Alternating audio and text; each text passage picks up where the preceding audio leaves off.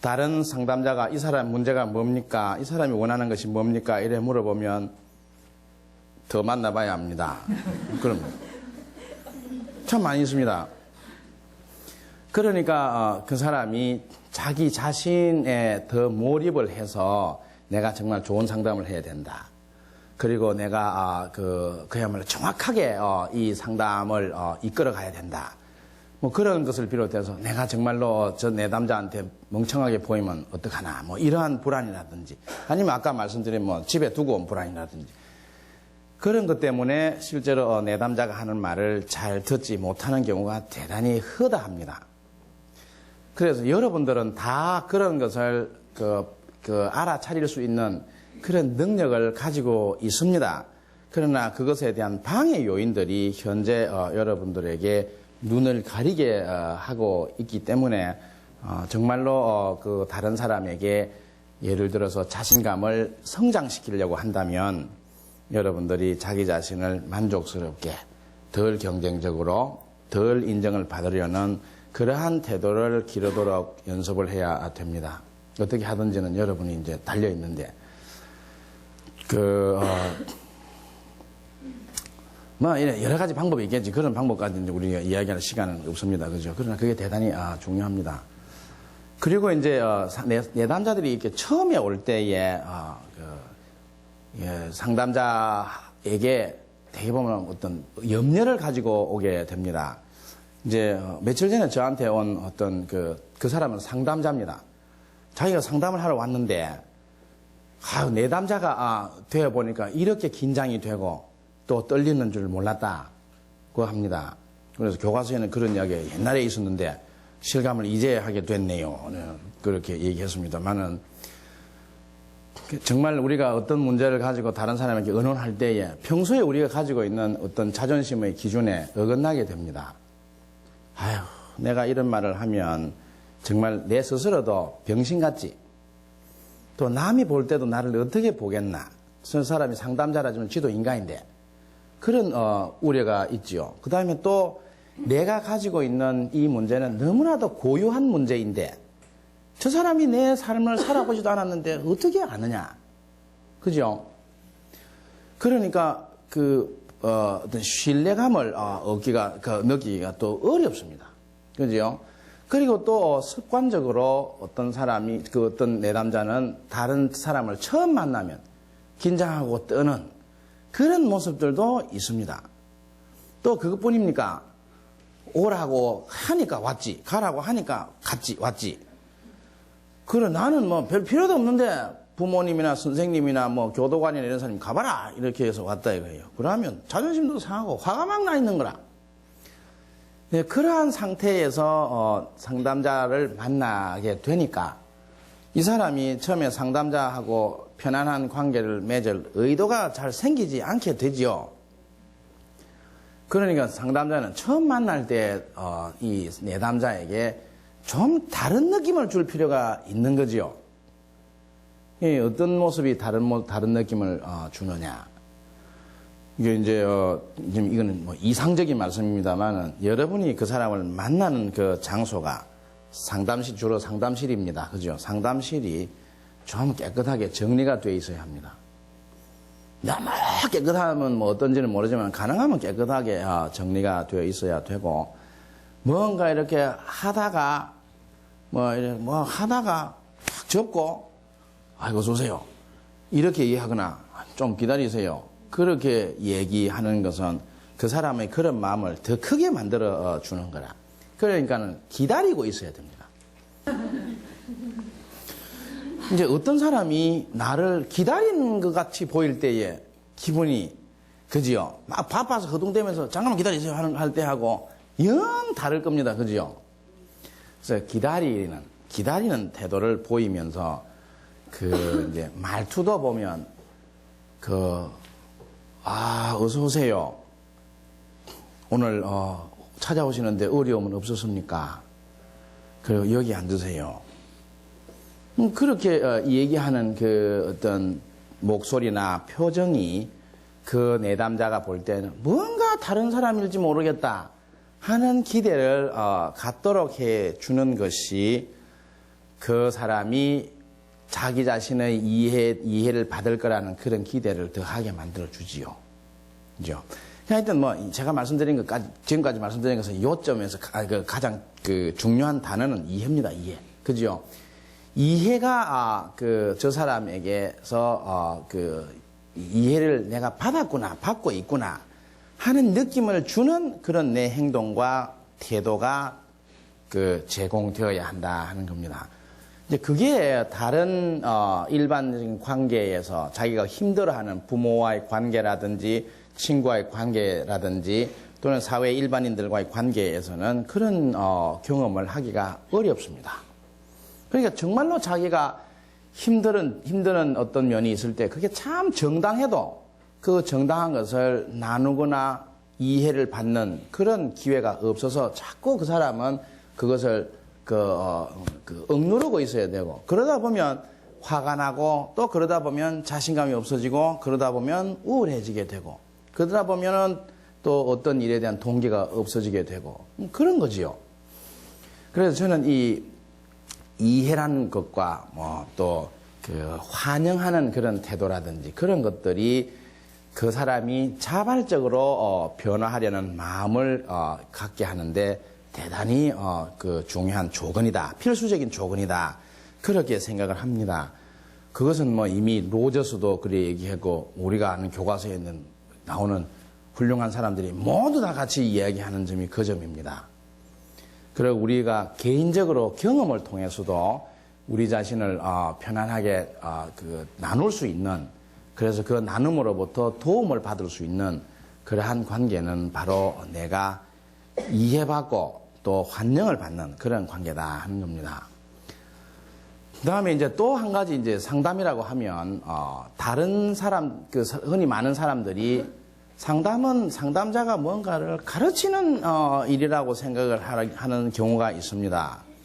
그러니까 특히 초보자들의 경우에, 여러분들은 초보자가 아닌데 자꾸 초보자라고 해서 좀 몹시 송구스럽습니다만은, 이제 초보자들은 보면 상담을 하려면 많은 걸 알아야 된다고 생각을 합니다. 물론 그게 나는 틀렸다 이래 생각은 하지 않지만은 많은 걸 몰라도 좋은 도움을 줄 수 있기도 합니다. 그러니까 이제 상담이라는 것은 내가 알고 있는 어떤 지식을 가지고 이 사람에게 처방을 해주는 그런 일이 아닙니다. 그런 일이 아닌 경우가 훨씬 더 많습니다. 그래서 상담자가 어떻게 보면 아무것도 몰라도, 저는 좀 과장되는 말씀인지 모르겠지만은 조금 전에 제가 드린 그 말씀을 실천만 해도 아주 훌륭한 도움을 줄 수 있을 거라는 그런 기대를 합니다.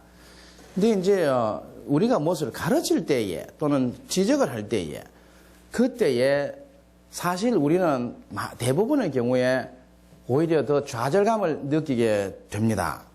아까 소금 반찬이 싱겁다고 하는 그런 예도 마찬가지입니다. 우리는 우리 자신이 옳다 그러다는 것보다도 우리 자신이 이렇다는 것을 이해받고 함께 하고 싶어 합니다. 그러한 욕구가 마치 우리한테 음식물이 필요한 것처럼 우리가 건강하게 자신감을 가지고 사는데 필요한 정신적인 영양소입니다. 그래서 좋은 상담자라는 것은 많이 알고 있는 사람이라기보다는 또 내담자에게 뭔가 어떤 방법을 가르쳐주는 사람이라기보다는 내담자가 가지고 있는 미천을 많이 활용할 수 있도록 내담자를 안내할 수 있는 사람입니다. 그러니까 아까 지금 말씀드린 이해를 제공한다, 이해했다는 것을 알게 한다 하는 것도 결국은 그 사람이 가지고 있는 미천을 활용할 수 있도록 인도하는 방법입니다. 그래서 이제 상담자가 이렇게 가르치기보다는 미천을 활용하게 한다 하는 그런 태도를 우리는 가지고 있고, 저도 그런 태도를 가지고 있는데, 그것은 이제 상담의 철학이라는 것이, 그 밑에 깔려있는 상담의 철학은 여러분들이 흔히 이런 책에서 잘 보는 인간주의적이고 좀 유식하게 말하면 현상학적인 그런 철학입니다.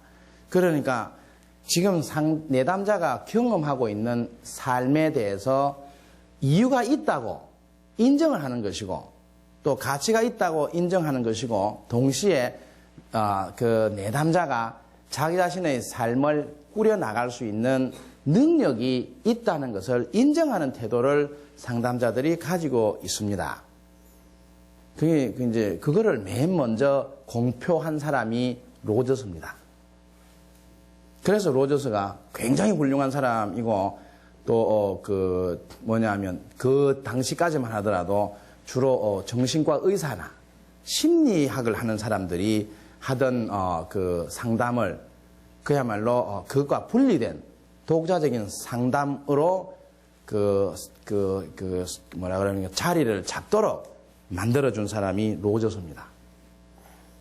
그러니까 우리는 약 한 초 없어도 훌륭하게 사람을 도울 수 있습니다. 뇌에 대해서 뭐 어떤 걸 몰라도 훌륭하게 사람을 도울 수 있습니다. 모든 사람은 아니겠지만은요. 그래서 이제 그러한 철학은 다시 다른 조건을 이야기하게 하는데 그것이 바로 여러분들의 교과서에 있는 무조건적인 존중의 원리입니다. 사실은 이해를 하려면 무조건적인 존중이 먼저 가능해야 됩니다. 내가 어떤 사람을 만날 때 위압감이나 어떤 차별된다는 느낌이나 뭔가 좀 거리가 있다는 느낌이나 뭔가 뭐 좀 더 낮게 평가된다는 느낌이나 뭐 깔보인다는 느낌 뭐 이런 것들이 없어야 됩니다. 그죠? 그런 게 있으면 나는 속으로 경쟁을 하게 됩니다. 네가 뭔데? 내가 인마 얼마나 그 유능한 사람인가 내가 이 상담을 통해서 한번 보여주겠다. 뭐 말하자면 내가 무슨 내 문제를 다루기보다는 문제를 뭐 표현하고 탐색하고 이런 것보다는 상담자하고 경쟁을 하게 됩니다. 그죠? 여러분들도 그렇죠. 신랑이 여기 여자들이 대부분 많다. 이런 데 오면 대부분 여자들이 많은데요. 이제 좀 있으면 우리는 사라져야 될 그런 자리가 없어질 건데. 그러니까 이제 부인들이 남편에 대해서도 보면은 정말 원하는 것은 내가 누구이기보다는 그저 내가 당신 부인인 한에는 무엇보다도 존중이 되기를 바라고 아껴지기를 바라고 그렇지 뭐 안 그렇습니까? 그것만 되면 신랑을 업고 다니고 그러지요. 그러니까 이 무조건적인 존중이라는 것은 어쨌든 상당히 중요한 건데 그게 뭔지. 그러니까 무조건적인 존중이라는 것은 문자 그대로 내가 어떤 사람이기 때문에 존중하는 것이 아니라 아껴지는 것이 아니라 내가 사람이기 때문에 아껴진다. 어떻게 더 심하게 말하면 내가 생명체이기 때문에 아껴진다. 그런 이야기가 될 것이고 그 다음에 이제 아까 말씀드린 내가 하는 이 행동이 비록 부적응적인 행동이지만은 내가 부족해서 이런 행동을 하는 게 아니라 내 나름대로 살다가 보니까 내한테 필요한 적응을 한 결과가 이래 된 거다. 받아들이는 거지요. 그렇게 받아들이기를 바라는 거지. 그러면 이제 내가 깔보이거나 그렇지 않지요. 근데 저는 이제 잠깐 사람이라는 것은 참으로 존중을 받아 마땅하다 하고 생각할 때에 떠오르는 기억이 있습니다. 우리 모두가 태어나는 순간이요. 태어날 때 여러분 출산을 해봤지만 여러분은 아기 낳는다고 아기가 나오는 모습을 못 봤지. 나는 보았거든요. 너무너무 신기합니다. 여러분들이 굉장히 삶을 행복하게 느끼고 내가 이 살아있다는 것이 정말로 태어났다는 게 다행스럽게 느끼는 그런 순간이 아이가 출산하는 순간입니다. 그러니까 물론 나는 그런 느낌을 받았는데 훌륭하기 때문에 그런지 모르지만은 이제 그 아이를 보면요. 어디서 저 새끼가 나왔는지 정말로 뱃속에 있었을 건데 하는 생각은 하지만은 너무 그게 믿기지 않습니다. 그리고 그 오목조목하고 그 모든 것이 다 갖춰져 있는 그 모습이 그야말로 신비 그겁니다. 신비. 그리고 그 아이가요, 이래 하나씩 눈을 커다랗게 뜨기 시작을 하고 옹알이를 하고 또 이렇게 좀 있으면 뒤집고 좀 있으면은 앉아있고 좀 있으면 서가지고 걷기 시작합니다. 그리고 좀 있으면 뛰어요. 좀 있으면 말도 하고 나중에 가서는 어떤 사람 목숨을 구한다고 지 목숨을 바치기도 하고, 그러한 그 무지무지한 능력 아닙니까? 그런 능력은 그 태어날 때 그 안에 다 있거든. 그리고 이제 또 한 가지 그 아이들을 관찰하면서 볼 수 있는 것은 이 아이들이요, 뒤집기를 하나 하려 하더라도 얼마나 열심히 노력하는지 모릅니다. 여러분 뭐 다 보았지만 그냥 우리가 생각할 때 나는 뒤집어야지 착 이게 되는 게 아니거든. 수백 번의 노력을 합니다. 그러니까 끊임없는 노력. 어떤 사람이 이러면 저한테 와가지고 선생님 뭐 책은 요새 내가 머리가 나빠졌는데 책을 한번 보니까 모르겠더라 이거야. 그럼 웬 놈이 그 한글책도 좋은 게 많은데 영어책만 수업을 하느냐 뭐 이러면서 막 내가 뭐라 합니다. 그래 책을 몇 번이나 읽었는데 그래. 한 번도 안 읽고 몇 페이지 읽어 와가지고 그래. 안 되는 게 당연하지. 당신은 자신이 얼마나 유능한 사람인지 아직 몰라서 그렇다. 그러면서 내가 하는 얘기가 이 애들 이야기를 하는데, 그러한 모습이 남한테 배운 모습이 아닙니다. 본래 우리가 생존하기 위해서 가지고 있는 모습입니다. 그러니까 가전 상황에서도 우리는 꼬꾸라지려고 하지 않습니다. 계속 일어나려고 그러는 거예요. 누가 시키지 않는데도 막 자동으로 일어나려고. 그러한 그 힘을 사람 아이한테서 보면서, 정말 사람이라는 것은 무조건적 인정을 해도 하나도 후회가 되지 않는, 당연히 그래야 해야 되는 그런 존재구나 하는 것을 느끼게 됐습니다. 그러니까 이 내담자들도요, 보기에는 좀 약해 보이고 그래도 사실 여러분들이 몰라서 그렇지 그 사람도 계속 뒤집기를 끊임없이 하고 있는 그러한 사람의 모습의 다름이 아닙니다. 우리가 상담자로서 대안을 찾아주는 것이지 그 힘을 갖다 주는 것은 아닙니다. 그건 없습니다, 방법이. 그래서 이 내담자를 만날 때에 병신 같은 놈이라든지 못생긴 놈이라든지 공부 못하는 놈이라든지 뭐 게으른 놈이라든지 이런 생각할 필요 없습니다.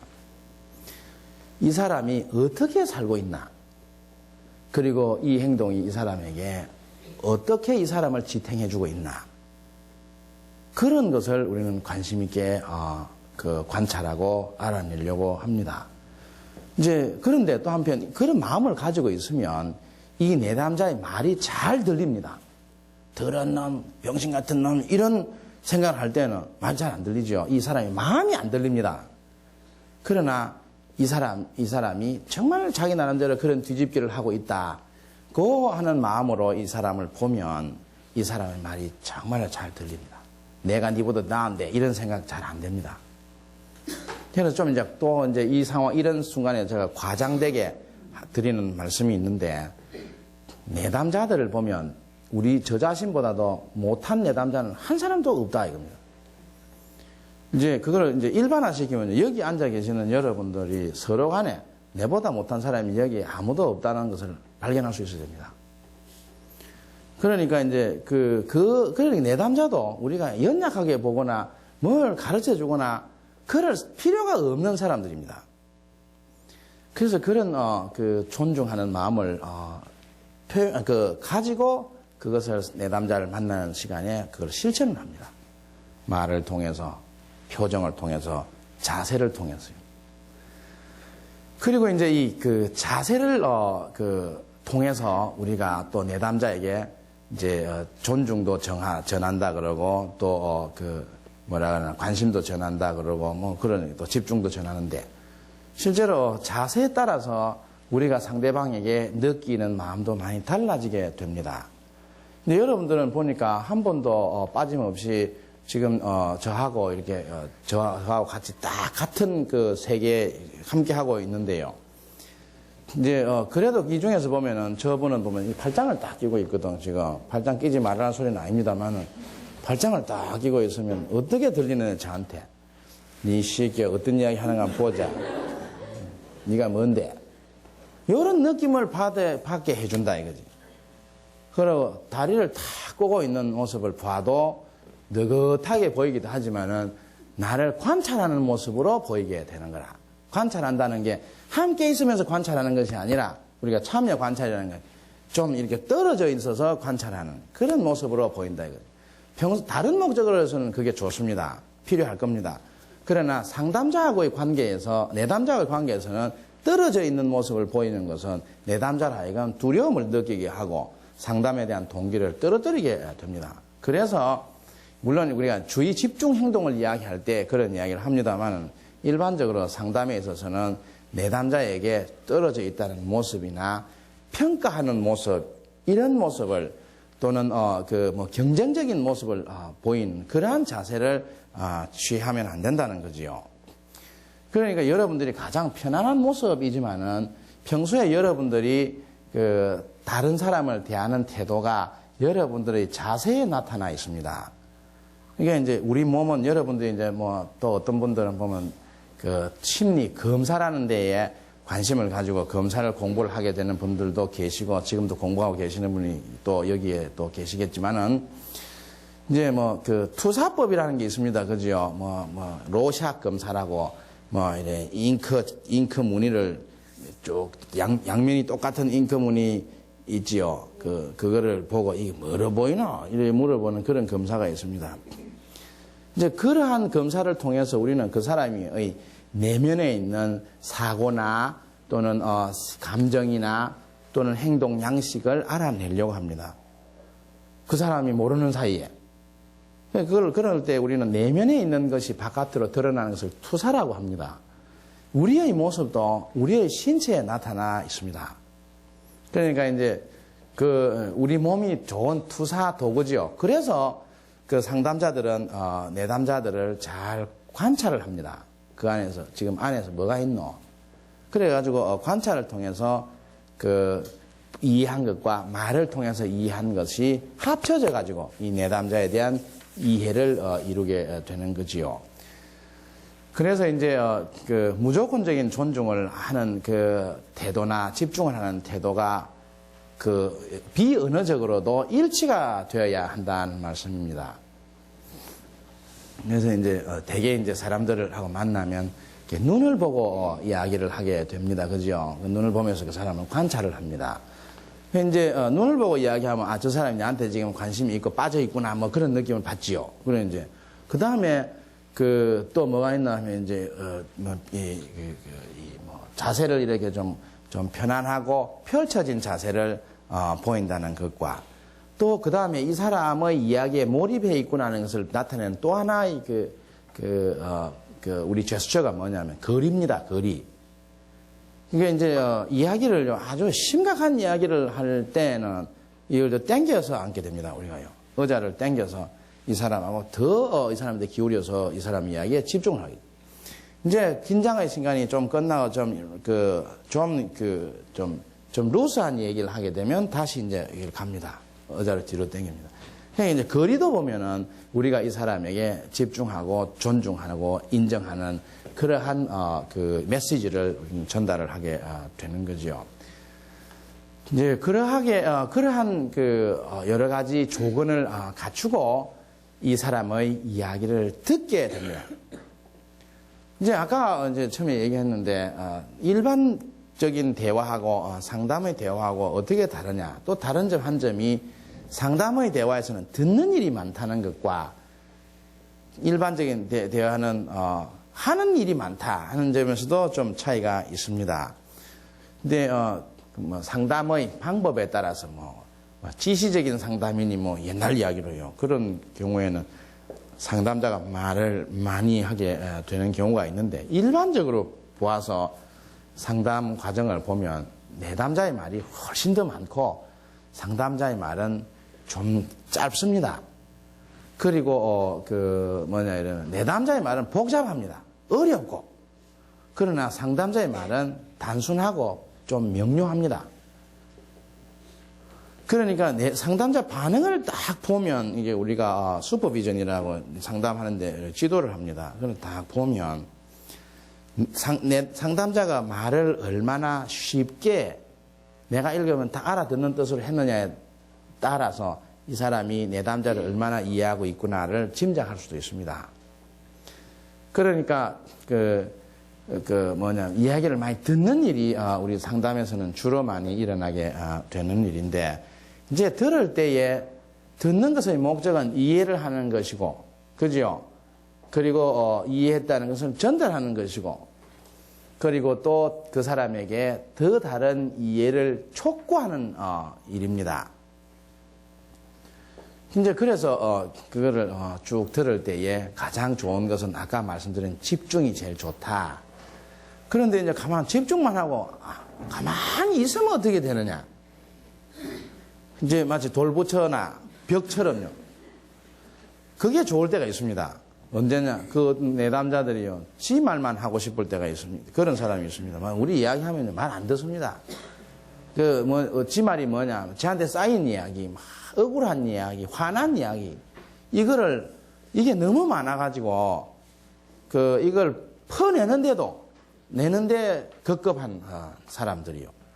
그 사람들은 초기에는 우리가 이야기를 훨씬 많이 듣게 됩니다.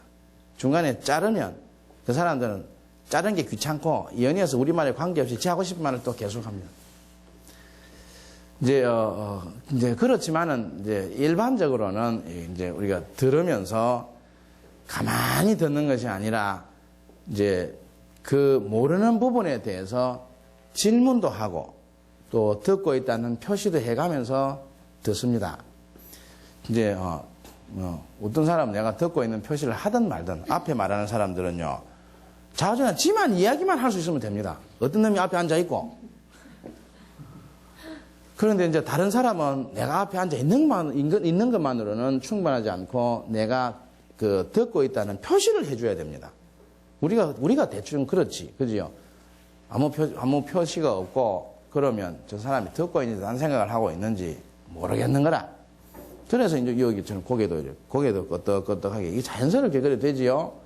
그러고 이제 예 하고 그렇군요 하고 이제 뭐 장단도 맞추고 그렇게 하면서 이제 이야기를 듣는데, 듣다가 모르는 일이 있으면 대체로 물어보거나 아니면 실제로 물어보면 그때마다 물어보게 되면 상담의 흐름이 다 막혀요.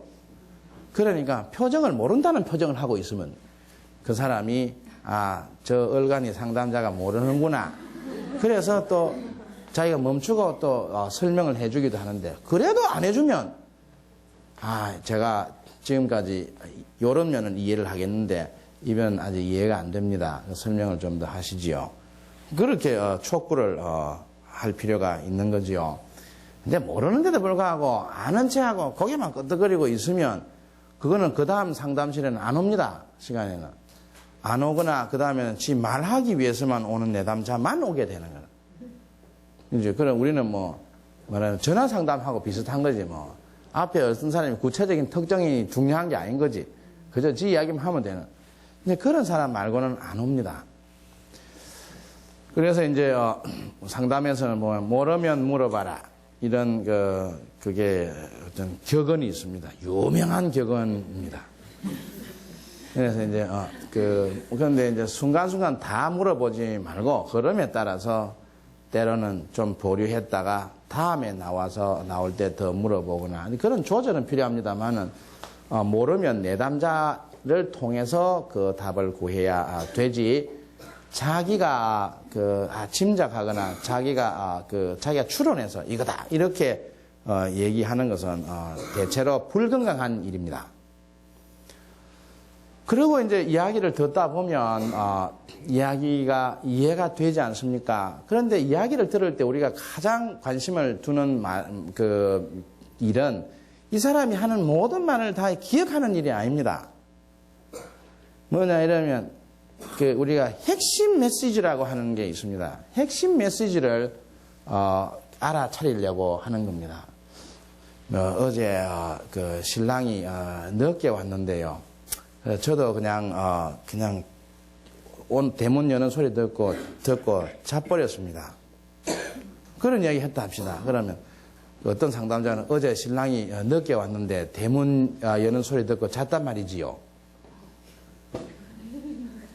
그래 얘기합니다. 듣고 있었지. 그러나 그건 상담자의 반응이 아닙니다.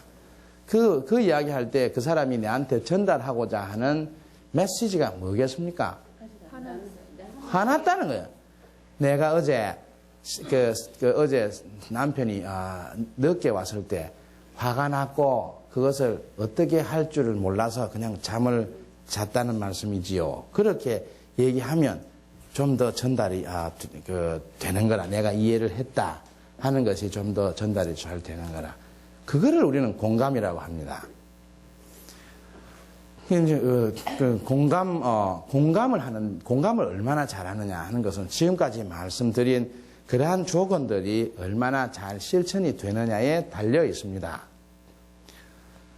그래서 이제 공감을 하는데 이제 어떤 사람은요, 그러면 어제 그 신랑이 대문 여는 소리를 들을 때 사실 화가 많이 났군요. 이렇게 얘기할 때 어떤 사람은 무슨 내가 화가 났단 말이요? 나를 어떻게 봅니까? 다 그렇게 이제 나오거나 속으로 못마땅해. 저 사람 나를 아주 그런 일에 속 좁게 화만 내는 사람인 줄 아는 모양이다. 이런 식으로 반응하는 사람이 있습니다. 그런 사람들은 보면 이제 우리가 흔히 말하는 자기 중심성이 아주 강한 지잘난 맛에 너무 사는 사람입니다. 이제 그런 사람은 자기가 남들이 아는 보편적인 괜찮은 그런 모습에서 조금이라도 이렇게 어긋난 모습을 보이는 것을 두려워합니다. 그래서 화냅니다. 이제 그런 사람이라고 생각이 되면 그걸 또 그래 반응을 하면 좀 안 될 거라. 그지요? 그러면 어제 그 신랑이 늦게 왔을 때에 뭔가 당신한테는 생각이 있었던 것 같은데 하고 좀 이 인지적으로 그 이야기를 이렇게 전달을 하게 되면 듣고 있었지만은 그 사람으로 하여금 자기 자존심을 덜 상하고 자기를 이야기할 수 있는 그런 기회를 만들어 주게 되는 거라. 근데 그런 구별은 여러분들이 이제 내담자를 자꾸 만나다 보면 생기게 되는 거지요. 어쨌건 핵심 메시지를 들어야 된다는 것은 대단히 중요한 이야기입니다. 그래서 집중을 하면 이제 그 핵심 메시지가 좀 더 잘 들리게 된다는 말씀이지요. 내한테 평소에 내가 굉장히 고지식한 그런 태도를 가지고 살거나 내가 뭔가 어떠한 것을 얻기 위해서 막 죽을 노력을 하고 사는 그런 사람들의 경우에는 자기도 모르게 가치관이 많이 좁아져서요. 상대방의 이야기가 실감이 잘 안 납니다. 또 평소에 자기 자신이 너무 훌륭한 사람이 되려고 하면 화도 잘 못 내고 자기 자신이 좀 비천해 보이는 모습을 보일 수가 없습니다. 어떤 사람은 방을 닦을 수가 없습니다. 왜냐하면 방 닦는 그 모습은 하녀 모습이거든. 이제 그런 사람들은 평소에 자기 자신을 많이 억압을 해야 됩니다. 근데 억압을 성공을 하지 못하고 계속 기분 나쁜 상태가 계속이 되는 그런 사람들이나 또는 억압을 계속 억압만 하는 사람들은 다른 사람들의 입장이나 다른 사람들의 생각이나 다른 사람들의 기분을 잘 알아차리지 못하게 됩니다. 그래서 이제 상담자를 생각하면 바람직한 상담자는 그런 사람이 아니다. 그러면 그 상담자의 이미지는 뭐냐 하면 좀 시골에서 올라온 옆집 아저씨나 아줌마 이미지하고 좀 더 가깝지. 그야말로 중앙청에 정부 종합청사에 사는 그런 사람이나 항상 하얀 옷을 입고 하얀 와이셔츠 입고 있는 의사들의 모습이나 그런 사람하고는 좀 다르다. 그러니까 이제 그리고 또 상담자의 경우에 내담자가 자발적인 변화를 촉진할 수 있는 다른 조건은 유머입니다. 유머. 어떤 사람은요, 남들이 다 오는데 지 혼자는 안 웃고 앉아 있는 거라. 여기도 그런 사람이 있더라. 가보니 하나. 그게 뭐냐면 웃는 일이 마음에 와닿지 않는 거지. 다른 일이 기분 나쁘거나 다른 걱정이 더 자기를 지배하고 있는 그런 분이지요. 그래서 이제 내담자하고 이래 정말 진지하고 어떤 심각하게 앉아서 대화를 나누지 그거를 찍어 넣으면 지랄하는 모습일 거라. 어떻게 보면 부자연스럽고 보통 사람들의 모습이 아닌 그런 모습이지만은 때로는 재밌는 이야기가 나올 때는 함께 호탕하게 웃는 모습도 있어야 됩니다.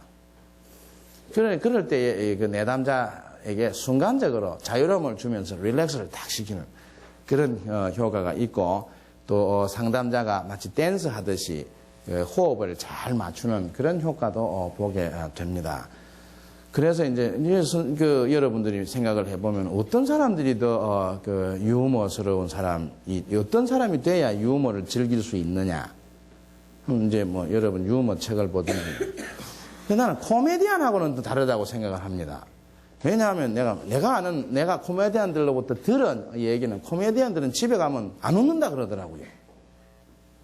그러니까 저는 재치가 있고 그렇기도 하지만 그걸 만들어서 수집해서, 그러니까 웃음 공장이지, 그 사람이. 제조를 하는 사람이지 웃음이 저절로 나오는 사람이 아닌지 모르겠다는 거고, 그것은 생활 장면에서도 일상적으로 나오는 그런 태도여야 된다 하는 겁니다. 그렇게 해서 상담자하고 내담자하고 만나서 얘기를 나누는 동안에 내담자의 그 말뿐 아니라 내담자의 그 태도나 표정이나 이런 그 non-verbal 메시지에 대해서도 우리는 관심을 두게 됩니다. 그리고 또 거기에다가 이제 상식이라는 것도 우리는 생각을 합니다. 분명히 이 상황에서는 굉장히 힘들고 짜증나야 되는데 괜찮다고 이런다 이거지. 이제 그럴 때에 우리는 정말 괜찮은가 보다 이렇게 생각하는 게 아니라 다른 방식으로 다시 그것을 확인을 해 봅니다. 그러니까는 상담자의 경우에는 상식적인 면이 살아 있어야 됩니다. 그러니까 예를 들면 어떤 일을 하면 남들이 막 이렇게 힘들어하는 그런 일이 있을 때 지 혼자 나는 니하고 다르기 때문에 나는 저 일이 어렵지 않게 잘 될 거다. 이래 생각하는 사람은 상식적인 사람이 아닙니다. 상식적인 사람은 남들이 힘들어하는 일에 대해서 자기도 그만큼 힘들 것이다는 그런 짐작을 할 줄 아는 사람이고, 또 어떤 기쁜 일이 있으면 마찬가지로 나도 그런 일을 경박스러운 게 아니라 좋아할 거다. 그런 것을 압니다. 그러니까 많은 사람들이 서로 다르기도 하지만은 보편적인 모습들을 많이 가지고 있어서 그런 보편적인 모습에 대한 감각을 가지고 있어야 됩니다. 그 다음에 또 이제 그가 연관되는 것은 교과서를 읽거나 해서 각 그 사람들이 발달하는 모습이 어떤가에 대해서도 좀 알 필요가 있습니다.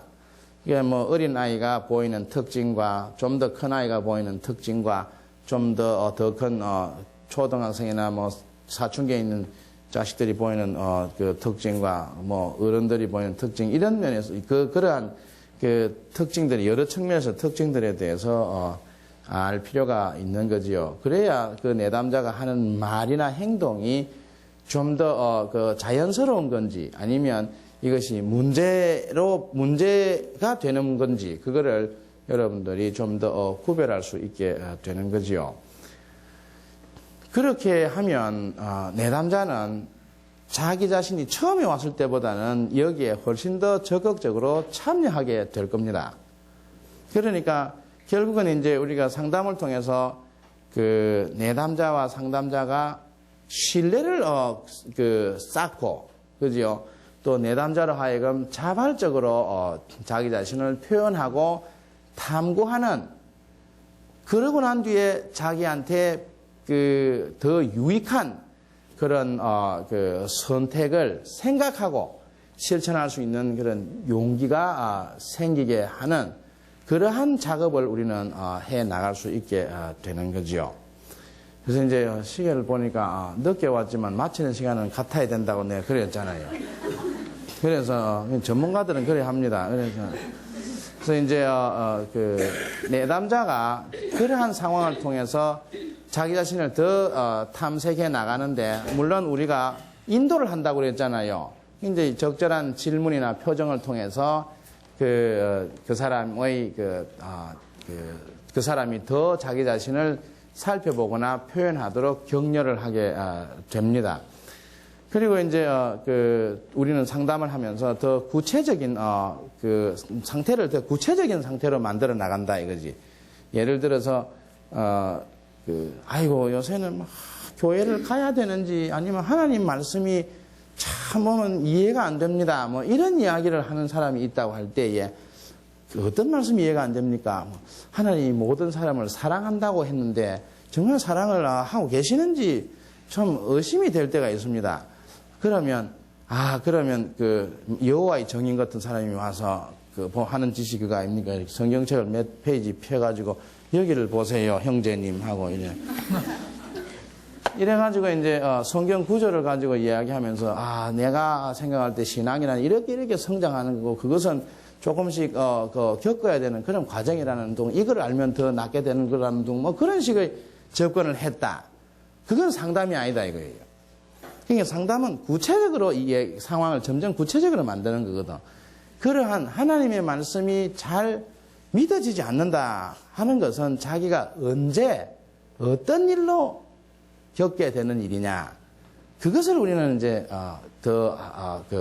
그런 방식으로 그 문제를 표현하도록 우리는 가이드를 하게 됩니다.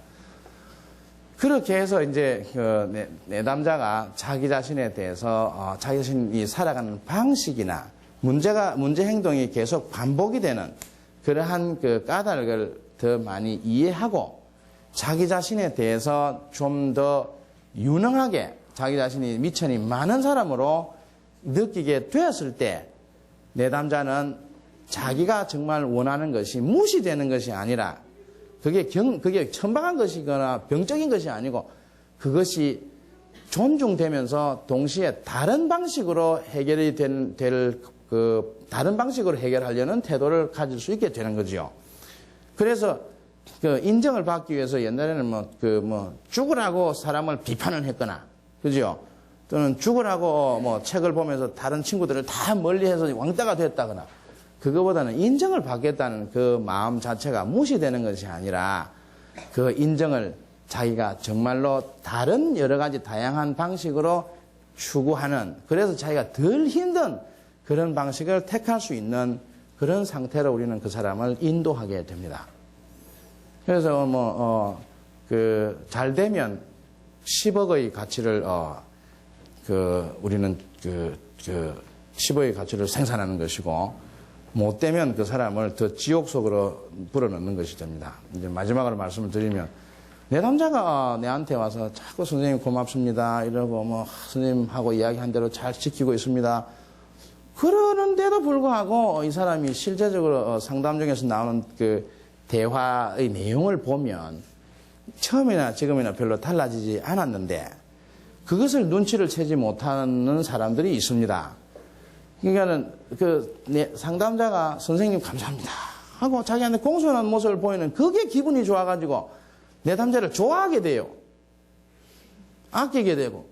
그러니까 그런 마음이 많이 생기면 내담자가 실제로 옛날이나 지금이나 똑같은 말을 하고 있다는 것을 실제로는 변하지 않았다는 것을 볼 수가 없게 됩니다.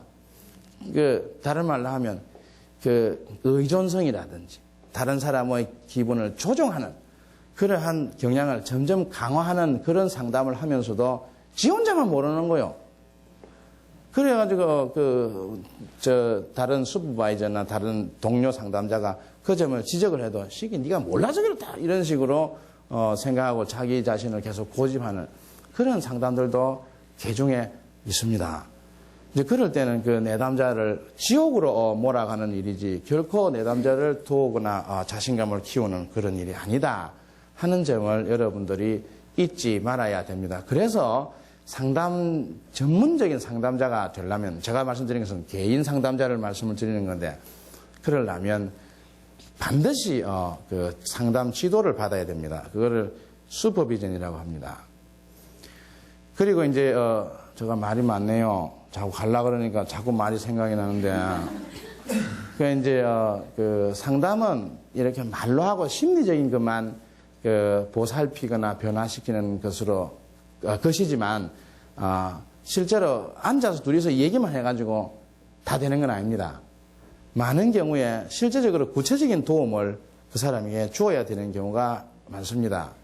청소년들이라든지 또 노인들이라든지 아니면 정말 저소득층이라든지 아니면 병에 걸려 있다든지 그런 사람들의 경우에 복지사들하고 연락을 해서 복지사가 그러한 실제적인 도움을 그 사람에게 제공할 수 있도록 다리를 놓아주거나 안내하는 그런 일도 필요합니다. 그런 것은 다른 기회에 여러분들에게 말씀드리거나 또 다른 강의를 통해서 여러분을 들을 수 있을 거라고 생각을 합니다. 딱 정각 맞네요. 그래, 하여튼 수고하셨습니다. 식사나 좀 잘 하십시오. 예.